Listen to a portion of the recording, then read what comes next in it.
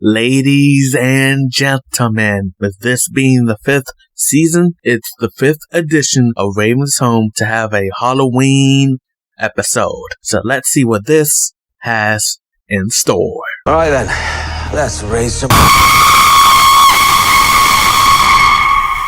The plot of the episode is Alice uses a spell to bring her doll Tasha to life. But when Tasha refuses to return to being a doll, Alice must enlist the help of the new Booker and the Bookettes. And with that, let's talk about it. Number 1. Alice had taken the food and tried to blame it on Tasha, but Booker doesn't believe her, and Neil says, "Do we look stupid to you?" They really gotta stop trying to make Neil the new Chelsea. I was thinking, for a potential plot point, the reason Neil tries to be funny all the time is because of his insecurities from his mother. Maybe his mother didn't like he wanted to be a cheerleader, so she forced him to be a part of the football team.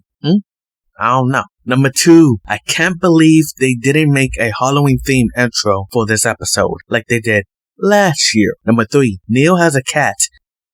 That's it. I'm going to try to mention any details that revolves around him that further develops him because as y'all know, I don't like him. Number 4, all the jokes in the episode Neil was doing got me what Raven said. Go home, Neil. Number 5, James McCurley returns as Leonard Stevenson. He killed it in the episode, and I like he was giving Raven different names on purpose to trigger her. Unfortunately, James didn't give an update on his wife or his daughter, Julie, so who knows what their relationship is like today. Did Julie follow in her father's footsteps on being a chef? Who knows? But what I do know is Shelley Buckner, who played Julie, retired from acting, so don't expect her to appear in the show. Number 6, I've noticed Raven has been doing a lot more physical comedy this season. Number 7, Alice found a book that could bring Tasha to life. Now this book is the same exact one Raven and Chelsea found in Don't Have a Cow. And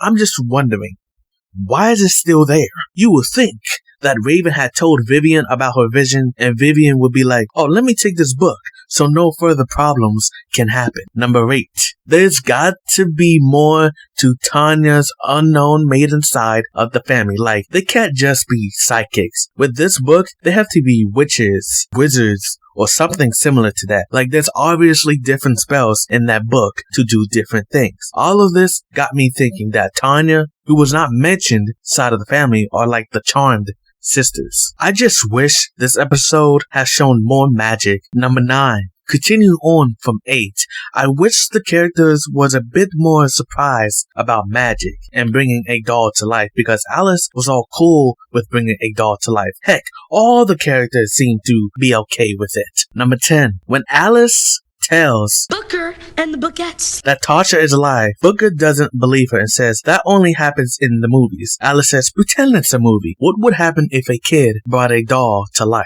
Ivy says, all you need to do is scare the doll before the kid's bedtime. Otherwise, the kid remains a doll forever.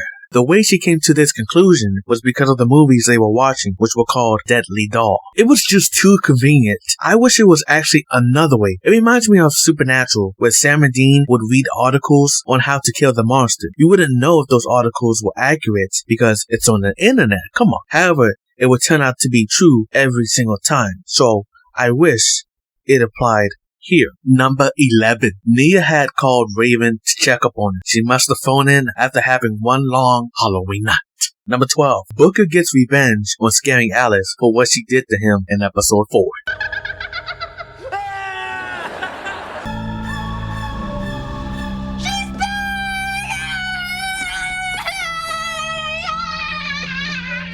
Number 13. So, are Booker and Alice the only ones to understand Tasha in her doll form? Or can everyone hear her? Number 14. That ending was definitely setting up next year's Halloween episode. Tasha is definitely returning. Plus, for a kid actor, she did great. Hopefully she returns next year. This definitely points in the direction that Raven and Booker are definitely staying in San Francisco for season 6. Plus, I looked it up at the Raven's Home fandom page. Number 15. I want to rank the Halloween episodes from worst to best. A.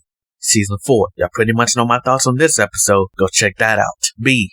Season 3. Levi said him and Booker pretty much seen every Halloween type movie. So how come Booker never saw the doll movies? But most likely, Levi over-exaggerated. Plus, they mentioned Apartment 4B, which will come back in Season 4's Halloween episode. Darnell was some kind of monster because he just disappeared to never be seen again. And Raven had a haunted scoot that scared her so much, she had to trade it in for a new one. C, Season 1. D, Season 5. And E, Season 2. The GOAT.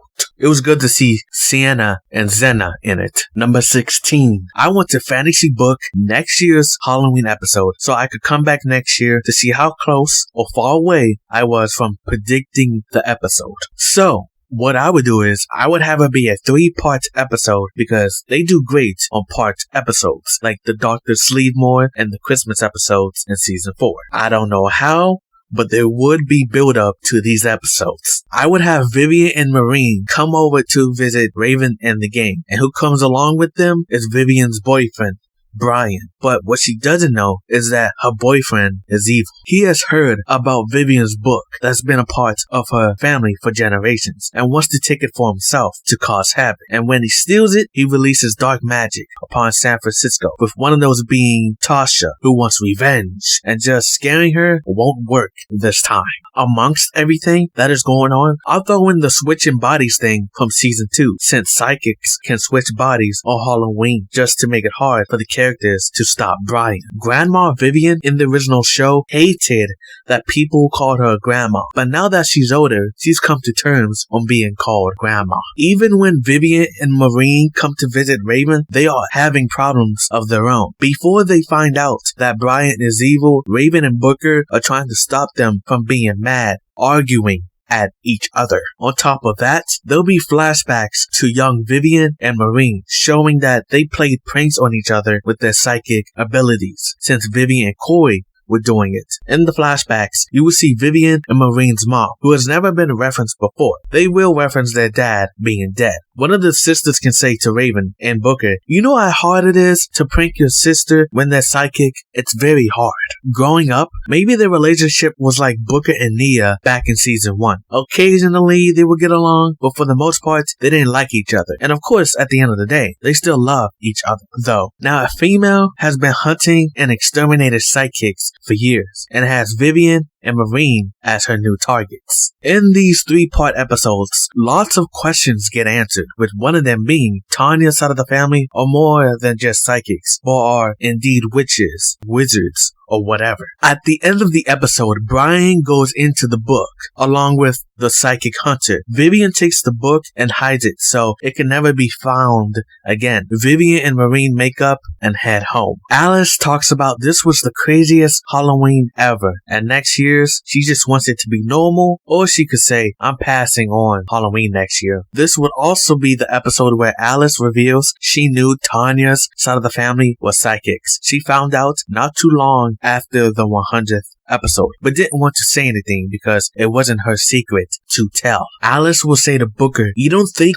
after what happened last year with the book, I wasn't going to start digging, looking for answers on where it came from?" These episodes would be episodes 11 through 13. And that's the pitch. I know it seems a bit dark, but the comedy is still in there. It's a mixture of seriousness and comedy. While there won't be any killing in the episode, there will be references to past psychics getting killed. I know what you're thinking, but Giovanni, wouldn't Vivian, Marine, Raven, or Booker know that Brian is evil or the psychic hunter is coming after them? No, because he's good at hiding himself from psychics. Same goes for the hunter. She has a way to prevent herself from being seen. Nia will also be a part of these episodes too, by the way. So let me know what y'all think of that pitch. And tell me, what do y'all hope to see for next year's Halloween episode? As for this episode, I give the episode an 8 out of 10.